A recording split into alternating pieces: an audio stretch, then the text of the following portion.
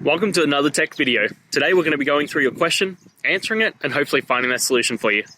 Guys, remember to stay a little bit crazy, like me, and hopefully get to that resolution. Now, let's continue on to that video.